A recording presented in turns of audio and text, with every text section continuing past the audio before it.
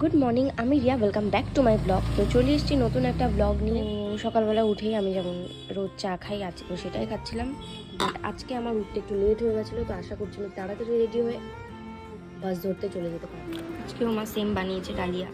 যত দিন যাচ্ছে রোদের তেজ বেরিয়ে যাচ্ছে, জানি না আর কত গরম পড়বে।